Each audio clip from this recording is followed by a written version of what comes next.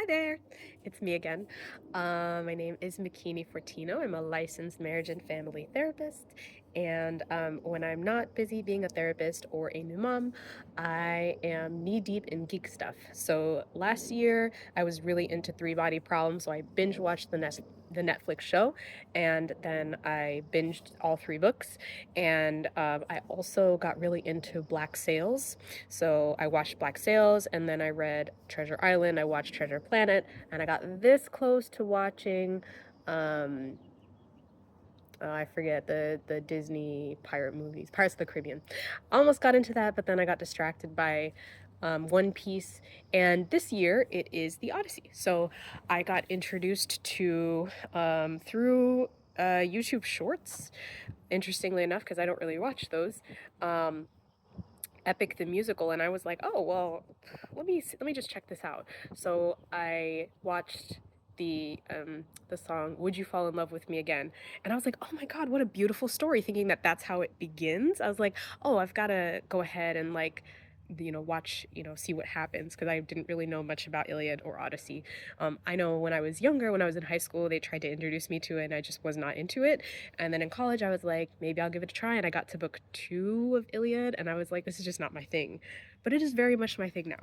So, yeah, I watched Would You Fall in Love with Me Again? And then I was like, I wonder, if I went and I watched all of the animatics for Epic the Musical, listened to all of the songs, and then compared it to Odyssey and Iliad, excuse me, by Homer, if it would be similar. And what I will say is it's not similar at all.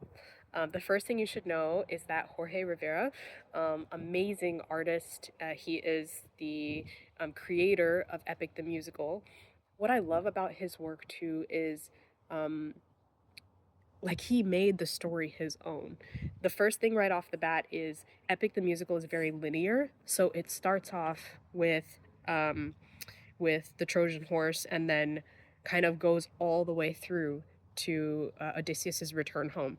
Whereas in Iliad, it's all about the Trojan War, and it actually doesn't end with the Trojan horse. That's kind of sprinkled into the Odyssey, and the Odyssey is completely non-linear. So the way the story is told, or the way the story kind of goes, is if you're kind of going based on Epic the Musical, it starts off with God games. So Athena goes to Zeus and her family, and she says, Father, God, King, and starts off that song where she's making an appeal for Odysseus, whereas, and that's like towards the end in the epic, whereas that would be the way it opens in the Odyssey, is that she makes the appeal, and he is pretty much almost home. I think, I don't know how long it takes. It seems like it's his last like month or his last year of travel.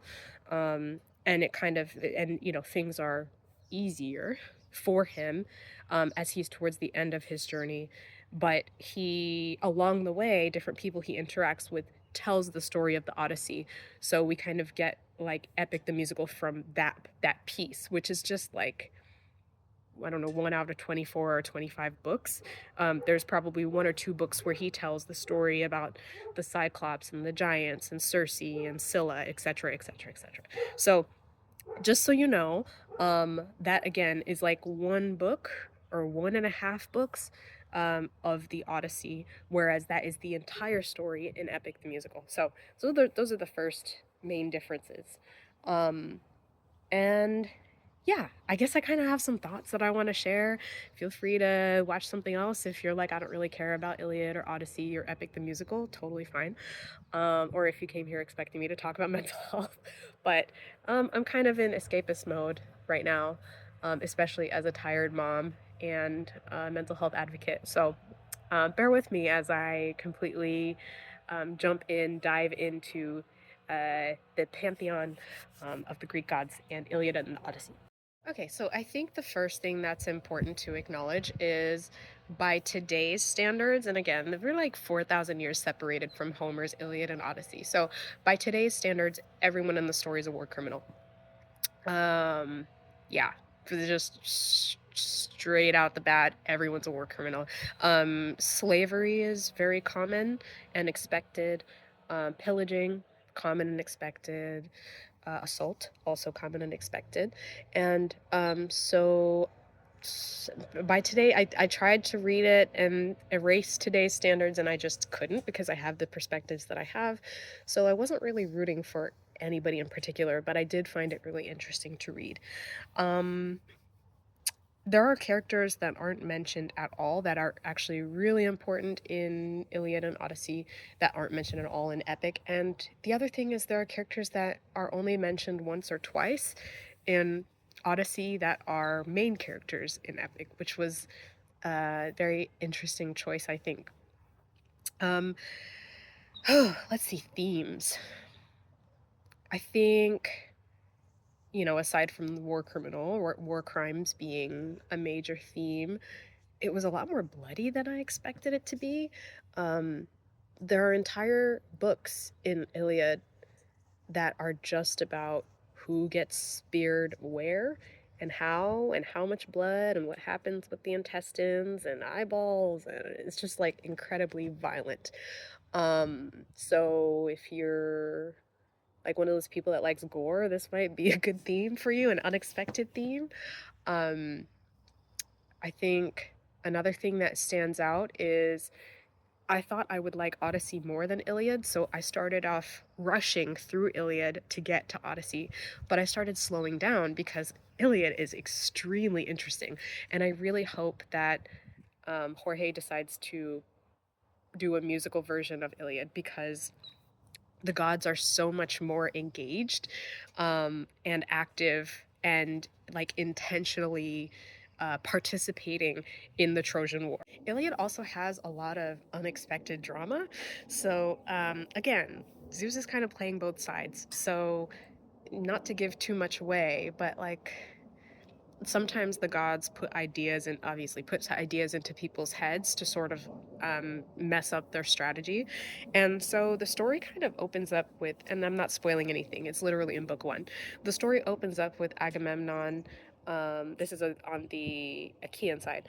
Agamemnon and Achilles going back and forth about Agamemnon stealing Achilles' girl, literally stealing her. It was Achilles' favorite girl, favorite prize of war, blah, blah, blah. I'm sure she had thoughts on the situation, but we don't really get to hear her thoughts until like book 20 or something like that. I don't know.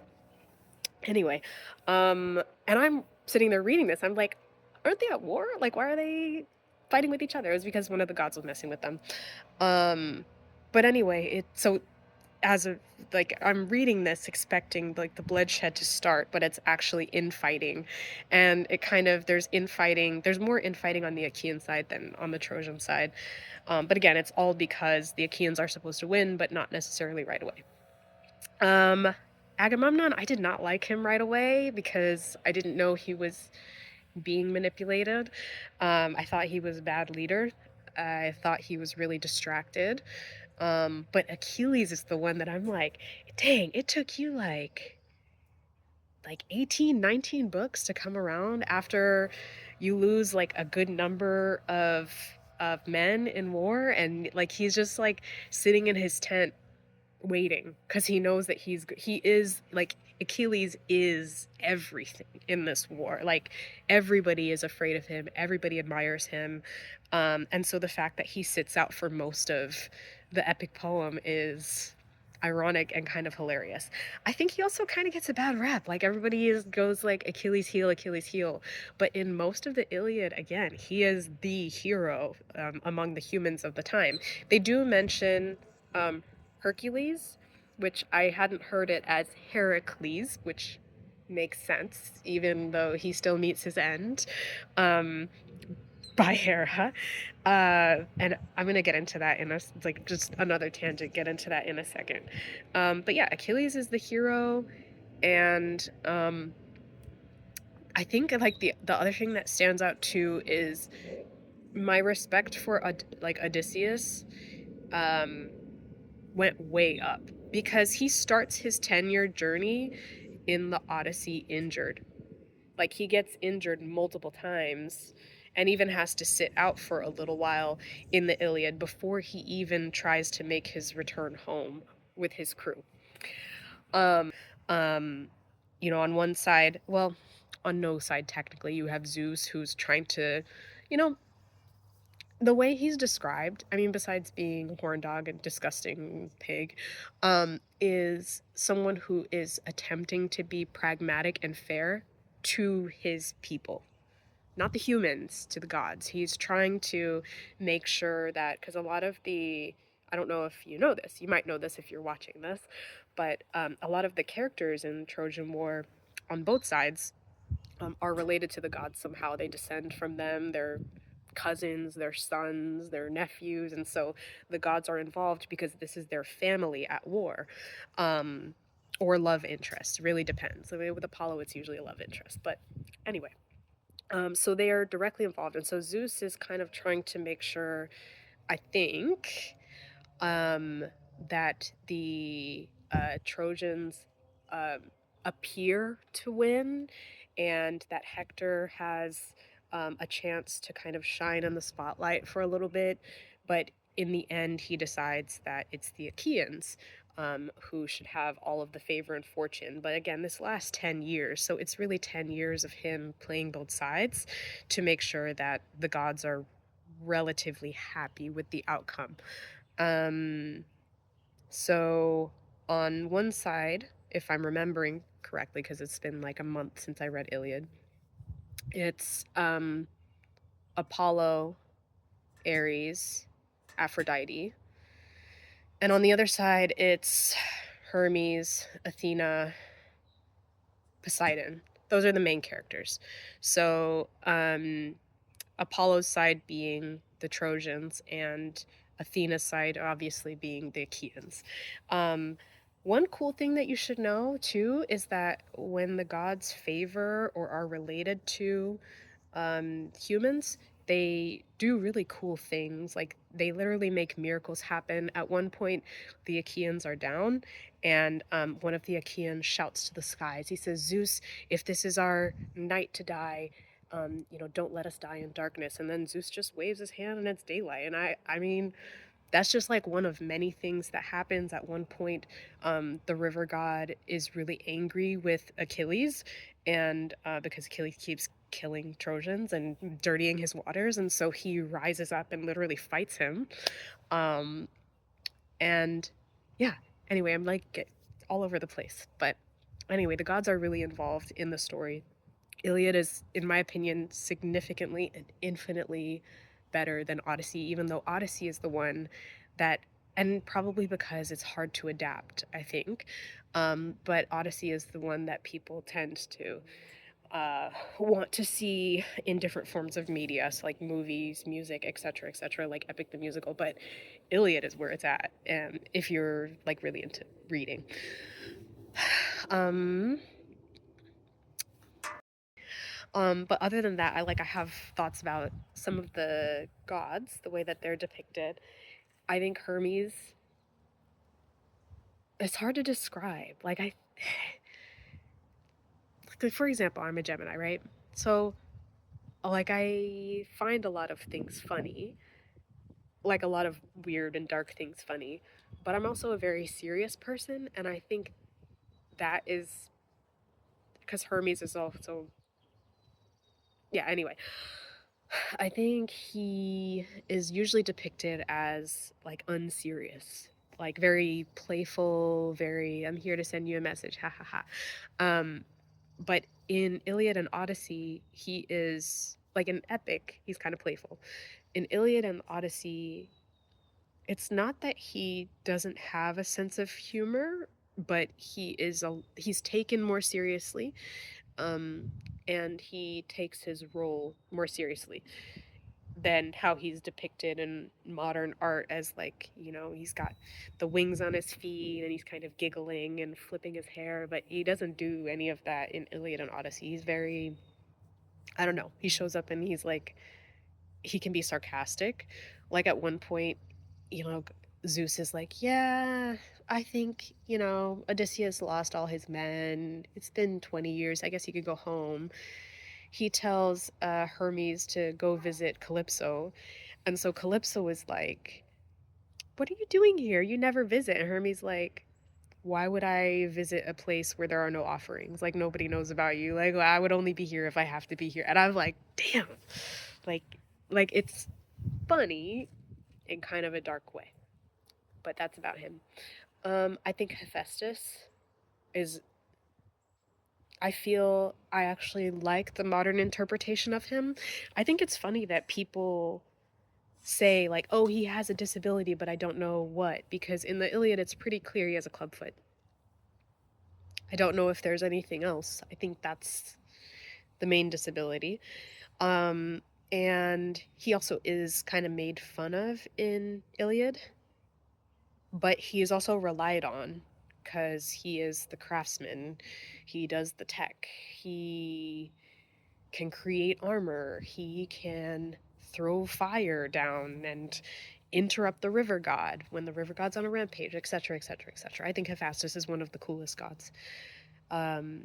Where in Iliad and Odyssey, well, in Iliad, he doesn't seem to be taken seriously, whereas in even in Epic the Musical, he only has a couple lines in a song, and he sounds kind of foreboding, powerful, respected, etc., etc. So, and I think also people view him as representation of disability.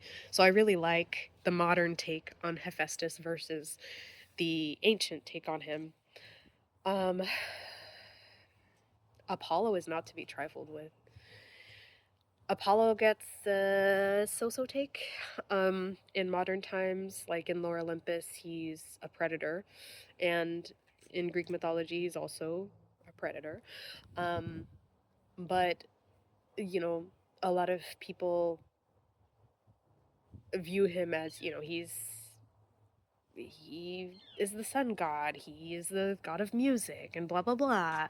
But also he has a bow, and in Iliad he is a major player for the Trojans.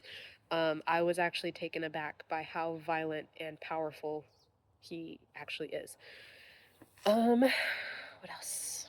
I can't believe I didn't even mention my favorite character. Sorry, this has been like a whole day of recording.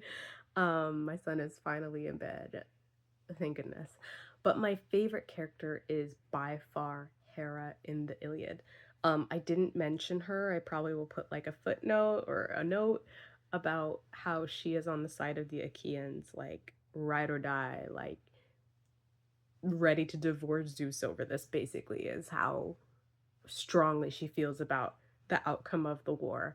But at one point, she asks for Aphrodite's garter, if I'm remembering, like a garter that makes everyone fall in love with her. And she tells Zeus, she's like, oh, Zeus, it's been such a long time. Why don't we get together? And blah, blah, blah. And Zeus is like, what are you up to? Like, that's the kind of marriage that they have. And it's kind of his fault. Anyway, in that part where she's like trying to seduce him, he's looking at her and he's like, oh my God, you're so beautiful. You're more beautiful than all of the women that I've cheated on you with. I'm not kidding. It's a whole page, maybe half a page, of him describing all of the goddesses and some of the humans that he has cheated on Hera with. And she just rolls her eyes. And she's like, anyway, I just wanted to do something nice. And she like asks Sleep to put him to sleep. She tries to lock them in a room with like using Hephaestus to do some sort of lock or something like that. But he kind of enshrouds them in clouds to make it more romantic. And yeah, I don't think they actually get it on. I think Sleep puts him to sleep, and then she's able to turn the tides of the war while he's sleeping, which is just really funny. I think I also mentioned that she beats Artemis with Artemis's own bow while laughing maniacally. She is, even in modern times, controversial because of the way she treats all of Zeus's bastards, all of the children, and especially how she punishes the women who oftentimes aren't able to consent because of the different forms that Zeus takes to rape them, or to sexually assault them. So She gets a bad rep, but I think Zeus is considerably worse. And in the Iliad, she's hilarious. She's witty, she's irritable, she nags him, she rolls her eyes. Like, the characters are, even as gods, very humanized. And I imagine like a dysfunctional marriage with the eye rolling wife and the cheating husband, and they're making it work though because they're a power couple. Anyway, Hera and Athena are hilarious in Iliad, because they're incredibly petty. And I think all of the gods are petty and they have pride, etc., etc. But I especially like there's a part, and there's even some like pottery art depicting this, but there's a part where all of the gods are kind of having a fight or brawl, where they kind of like again, there's like six main god characters, and they kind of either go back and forth verbally or physically. And at one point, um Artemis challenges Hera. So, and like this is the part that I thought, like, even the pottery depiction of this is hilarious because you know what's going to happen. But at one point, Hera takes Artemis's bow and starts beating her with it while laughing. And Artemis runs back to Zeus and she's like, "Father, look what she's done to me." And he can't even hold back his laughter. Like, he thinks the whole thing is hilarious, which I thought was really funny. And Artemis is kind of a joke, which was sad to read in Iliad because in modern times she's the way she's depicted, I would never have guessed.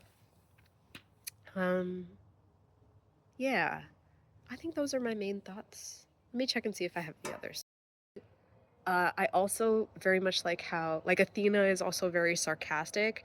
Like, I can just see her filing her nails, like, "Oh, Dad, it looks like you've chosen a side again." And he's like, "What are you talking about? I'm still on your side. I'm still on the Achaean side. I just have some things to do." Yeah, dysfunctional family. At one point, he threatens to kill everyone, and Athena's like, "But not me, Daddy." And he's like, "No, not you. It was just a joke, sweetie," which is just like, okay. Um, Ooh, some out of order thoughts that I had. So the depiction of the Cyclops and the lair of Scylla in Epic the Musical is um violent, but infinitely less violent than the depiction in the Odyssey, because the way that Odysseus describes it, um, the Cyclops didn't actually need a motivator or revenge to take his men.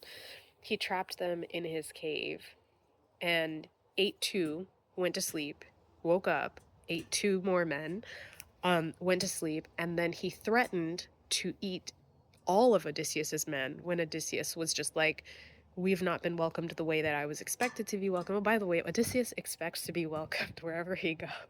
He's like, he is a well respected celebrity um, in this story, and he is infamous, and he doesn't necessarily expect to be known, but he expects people to honor tradition of the time, which is when there is a guest, you welcome them and you feed them and clothe them, etc., etc. So he chides the Cyclops and offers him wine, and then they create this big stake and, you know, take his eye out, just like in Epic the Musical. But yeah, the depiction of his men being eaten alive by the Cyclops was pretty gruesome. Um, So the one thing that I think I didn't mention was Tiresias, the prophet. Fun facts. I'm gonna just blurt out some random fun facts as I talk. Tiresias was Apollo's prophet, but I do believe he also gave prophecies to Circe, and he gave prophecies to the Phaeacians as well. So the story is completely looped in a really cool way because Apollo is on the Trojan side, not the Achaean side. Circe is like a guide, like a hypersexual guide of Odysseus. And then the Phaeacians help Odysseus in the final part of his journey to get home, but they also know of a prophecy that they might be buried under a mountain if they help a man. Guess who? Um, So, yeah, I think, first thought is Circe, who knows Tiresias is in the underworld, sends Odysseus there after assaulting him in exchange. And this goes on for 12 months, by the way. She assaults him for 12 months. And a lot of people are like, oh, well, he went along with it. She's attractive, blah, blah, blah, blah, blah. Imagine saying that about a woman and a man, or like a boss and an employee, right? So, like, just because he went along with it does not mean it was consensual by any stretch of the imagination. But anyway, he does that with her so he can have her turn his men from pigs back to humans because she's a witch and she can do that.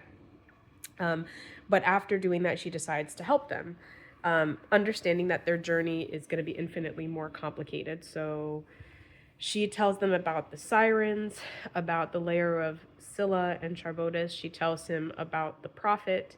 I believe she sends him to the. Hold on a minute. I believe she sends him to the prophet first.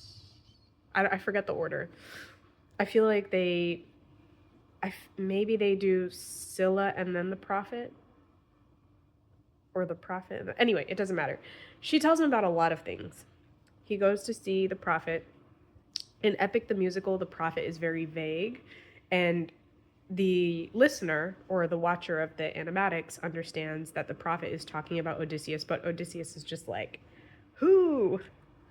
Like, he just doesn't get it.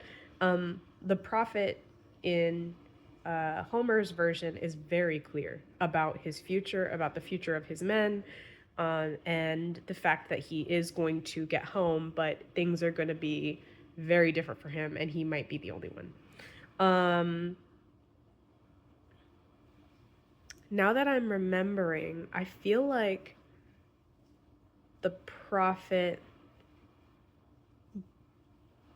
Yeah, I don't remember the order. I don't remember if Syl was before or after in either. Actually, I don't know why I'm blanking. It's probably because I spent an hour putting him to sleep.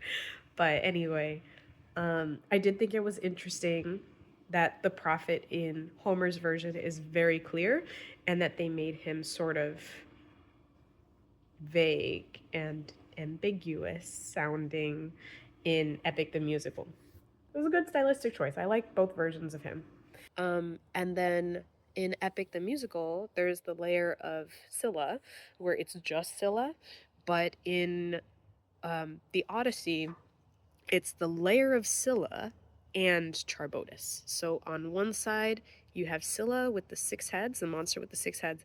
On the other side, you have Charybdis that creates this swell and sucks ships in and crashes them apart.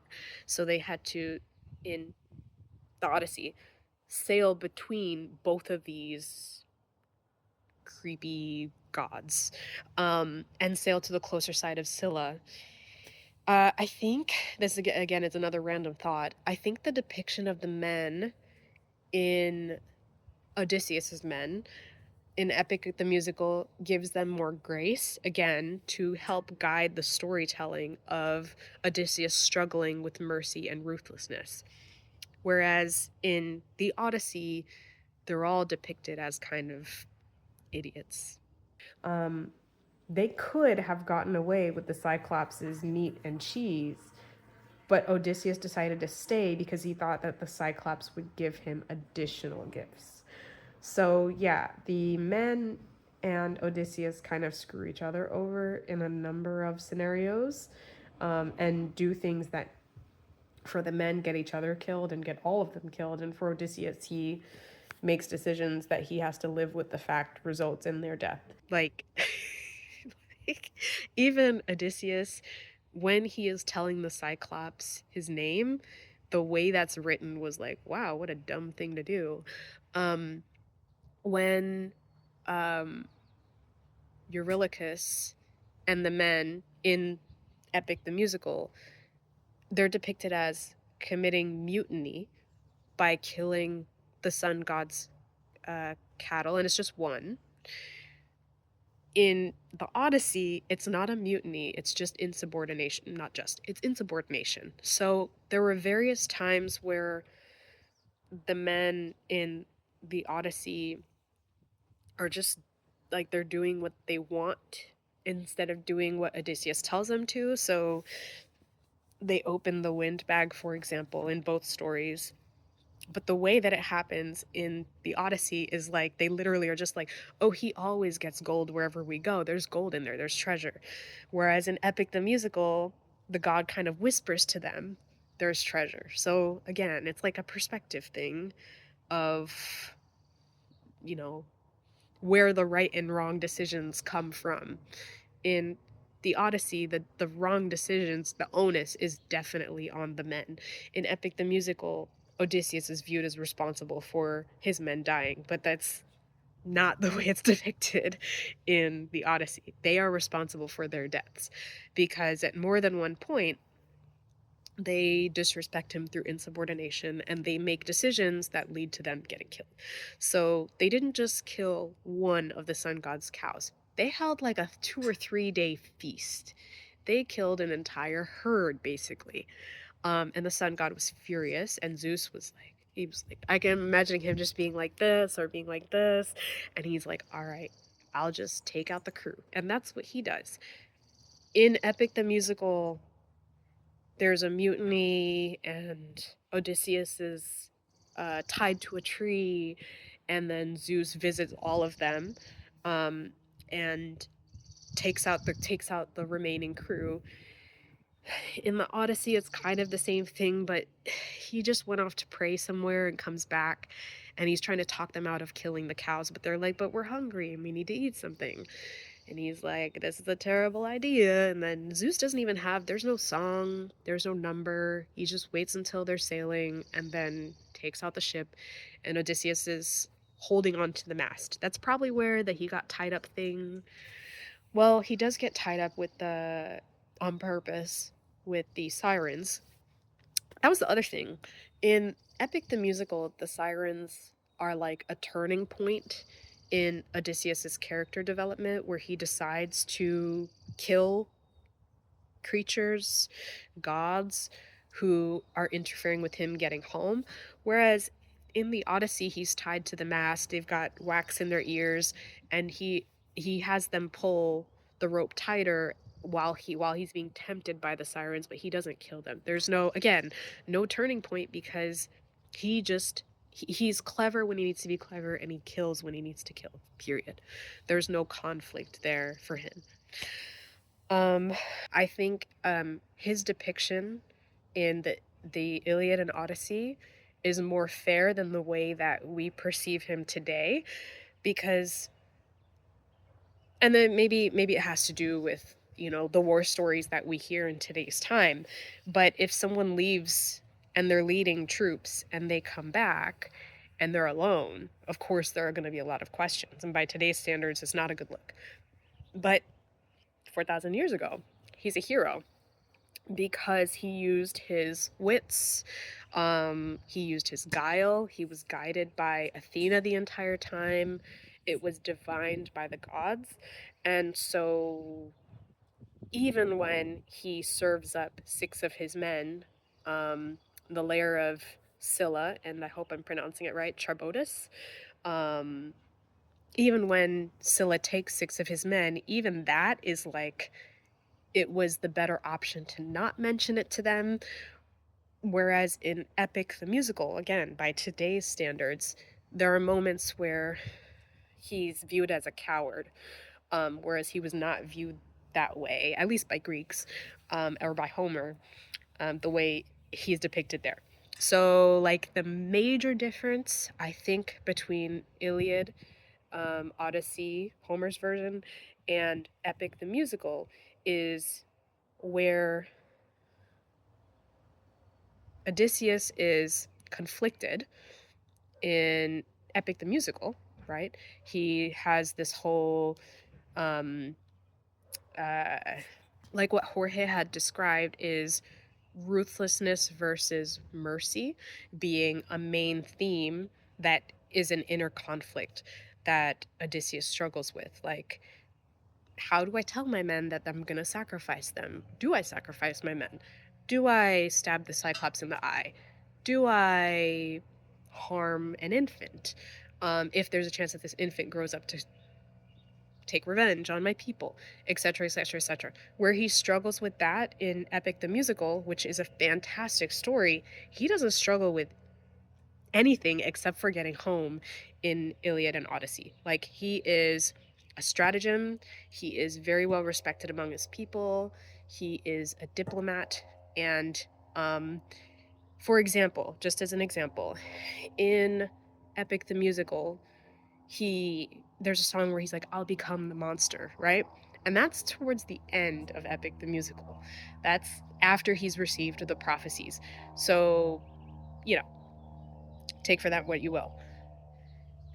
In Iliad, it is well established that he will do what it takes, not only to survive, but to take care of his men if he can, if it's in his power, and to most importantly get home. So in Iliad, he sneaks into a camp with one of his with another chieftain, and they're kind of deciding. They see like 12 or 13 horses. I can't remember the amount. 12 or 13 horses and 12 or 13 men. Correct me if I'm wrong. And he turns to this other chieftain and he says, I'm paraphrasing, do you want to steal the horses or do you want to kill the men? I don't care. Which one? Whichever one you want to do. And I believe the chieftain decided to kill the men while he stole the horses. So ruthlessness is kind of his thing. Like, he doesn't have the inner conflict that Odysseus in Epic the Musical has. He does not care. He will just do what it takes.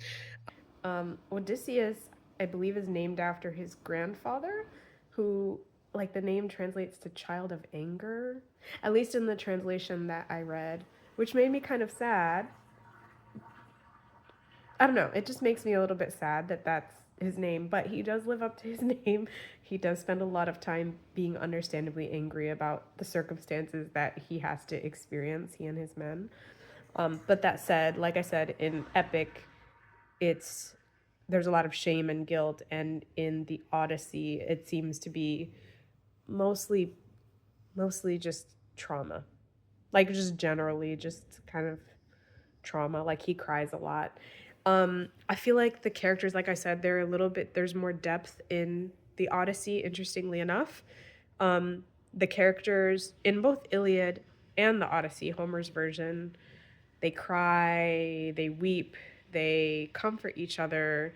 The men hug and kiss each other's faces. And I'm talking about like soldiers, fathers, sons, etc., etc. Physical and emotional affection. There's a spectrum of it displayed in the Odyssey that I feel is lacking in modern society. Like, we're deprived of even hugs in modern society. So it was really touching to read that the men were bawling their eyes out with fear, with joy, with everything, and just highly expressive. And the way fathers and sons and grandfathers greeted each other is also very touching. I do have a few notes and maybe some criticisms about Epic the Musical versus Iliad. Like I said, Iliad and Odyssey are violent. Like, they are just very violent stories. The deaths are incredibly vivid, is the best way to describe it. But when it comes to assault, I think what was interesting is in Epic the Musical, there is a very modern perception, I think, about assault and desire. I think it was kind of, I feel like Jorge had to move the story along. And there's kind of a boys will be boys feel when it comes to the suitors. I'm jumping around. Let me backtrack for a second. So, in both Epic the Musical and Iliad, he's held captive by Calypso, and that's when Athena makes her appeal to Zeus to have him released by Hermes, by having Hermes send a message to Calypso. And in both versions, he does whatever is needed, and it's understood that he is sexually assaulted for 7 years by Calypso. That is established. In Odyssey, he is also assaulted by Circe. And in Odyssey, the thing that I was going to say before is that the suitors who are going after Penelope are technically also royalty. So at no point in Odyssey, as far as my understanding, someone correct me if I'm wrong, did any of the suitors ever say or have an intention beyond killing Telemachus? They all, in both Epic and Iliad, they planned to kill Telemachus, but none of the suitors wanted to assault Penelope.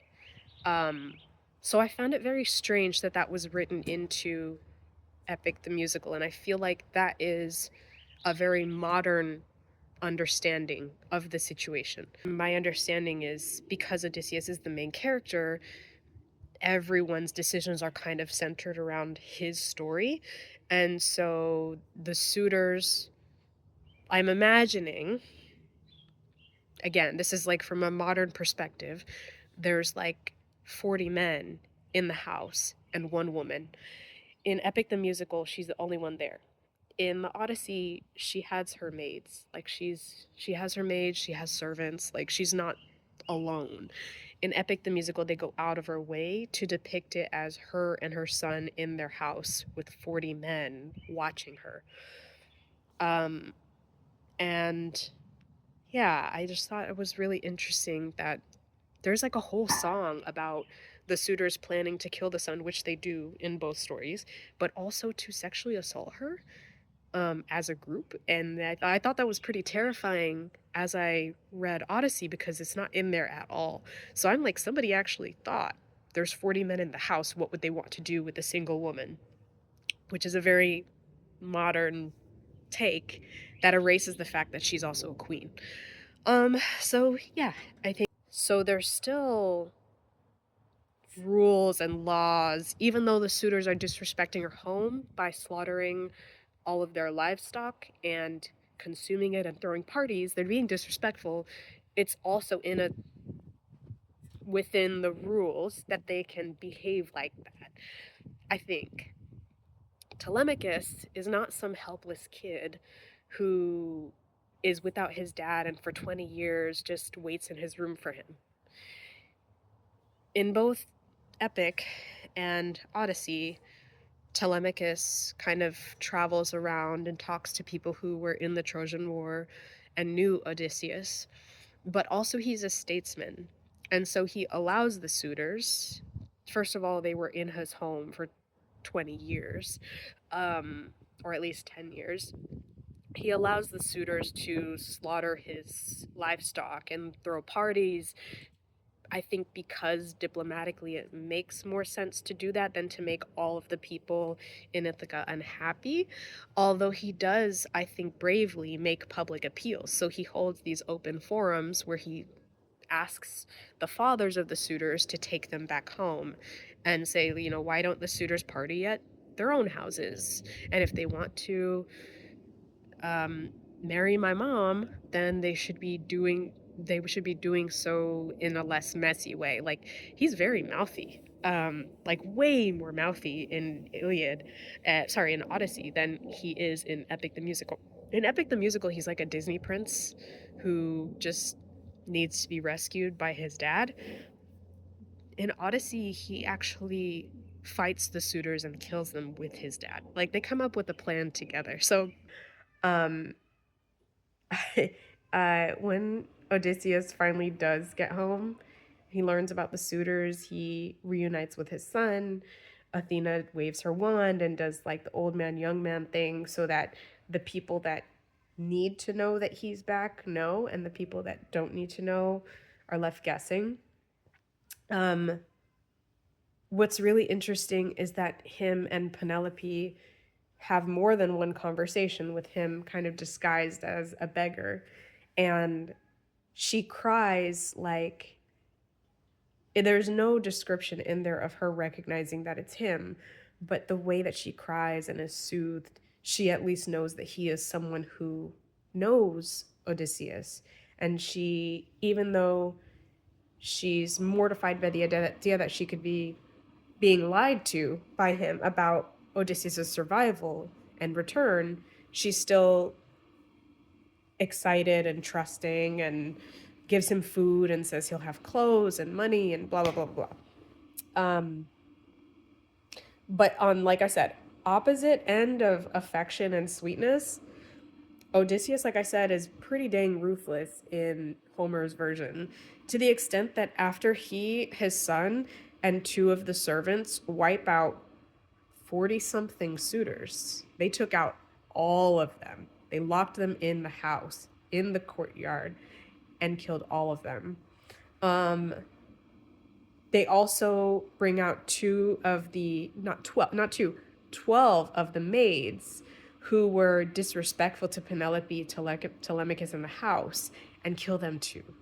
So he's an equal opportunity hater, and he spreads his anger to everyone who hurts him and his family. There was something else that I wanted to say about, oh, to clean the house, like to cleanse the house of the smell of blood and whatever else was around, they used sulfur.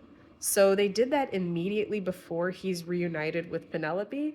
And so, circling back to Epic's Will You Fall in Love with Me Again, like I watch the videos now and I just go, did it smell like sulfur when they're like reuniting and having that sweet moment? But maybe that's just my brain being weird about it, because there's no real transition between the cleanup of the massacre and the reuniting of Penelope and Odysseus.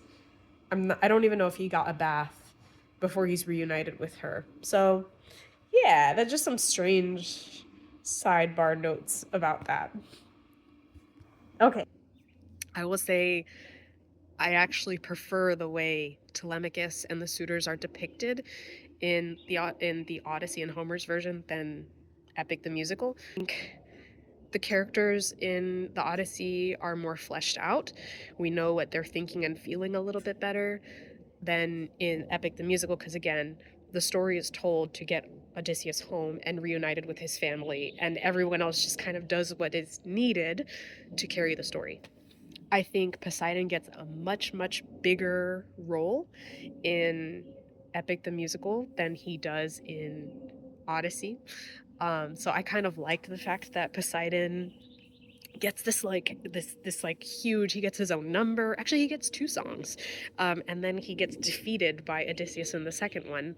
Whereas in the Odyssey, I kept waiting. Like, I'd go through book after book. I'm like, oh, I can't wait until the battle between Poseidon and Odysseus. And I'm like, I got to the end of the book, I was like, oh, okay, well, there's no battle.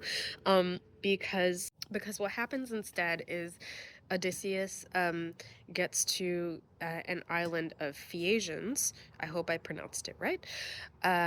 Who are descended from Poseidon, and they're known for helping people get home. Like, they charter ships and escort people back to their land. And so instead of this big thing where Odysseus has to battle Poseidon before he can, like a final boss battle before he can go home, it's more like, you know, he gets to this island. He has already been beaten by Poseidon, but they don't really interact. Poseidon just acts like water and makes it difficult, like changes course of the ship, thrashes the ship, breaks ships apart. Like, he does that and you just know it's him.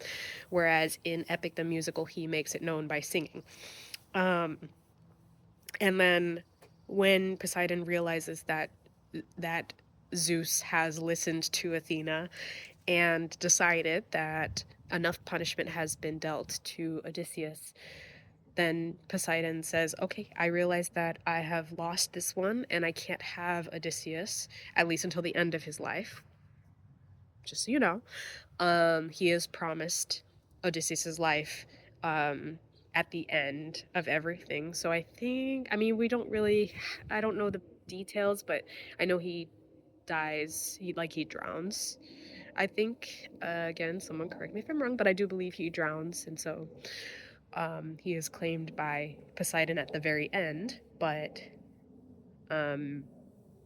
yeah, so he goes to Zeus and he's like, I know I've lost, but can I punish the Phaeacians? And he's given permission to cover them in a mountain. So I don't know if that's kind of like a Atlantis reference. I feel like you can get a cool story like Atlantis from this. In fact, there are a lot of really cool stories and a lot of fairy tales that you could get from Iliad and Odyssey. But anyway, he covers them in a mountain, and they also basically swear not to escort anyone else after Odysseus. Um, Other themes. In Iliad and the Odyssey, again, people are divinely guided, right? So they have prophecies, they have conversations with gods. Gods pretend to be different people in their lives so they can like converse with them and give them guidance or mess with their heads.